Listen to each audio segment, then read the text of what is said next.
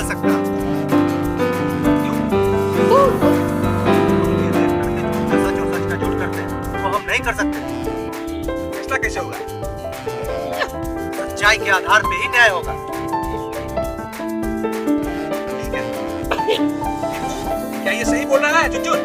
नहीं, ये झूठा इल्जाम लगा रहे हैं। ये कह रहा है झूठा इल्जाम लगा रहा है। क्या चेन सांप निकल गया? हाँ? नहीं, चेन को भैंस निकल गया। सुना, सांप नहीं भैंस निकल गया।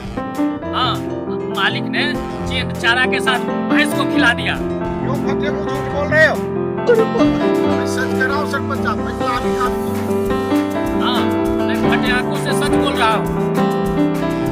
चुन फिर तुम ये समझो कि तुम्हारा चैन ओवर हो गया।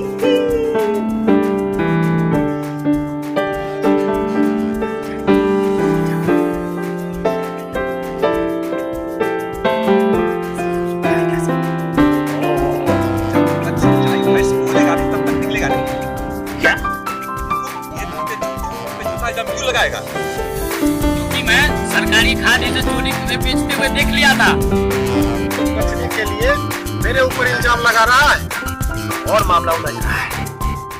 अब तो सरपंच का बाप भी नहीं सुलझा पाएगा।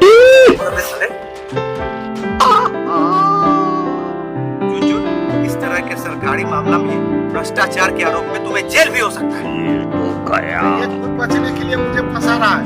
आपका दिमाग जीरो हो गया है कहा? इसका फैसला रोड पे नहीं हो पाएगा। इसके लिए सुप्रीम कोर्ट जाना होगा कहा भाई? अरे वहाँ बड़े बड़े गुंडे, देशद्रोहियों, आतंकवादियों का फैसला होता, तुम जैसे सुरक्षा आप लोगों का नहीं। वो नहीं। तुमको पता है कि नहीं, मंदिर के मामला में कोर्ट ने भगवान को कोर्ट में आने का आदेश दिया था। अगर तुमको भैंस हाजिर करने बोलेगा तो क्या करेगा तू? बता। जरूरत पड़ा वो भी करूंगा। सबसे अच्छा वीडियो के बदले भैंस में जाके केस कर दे।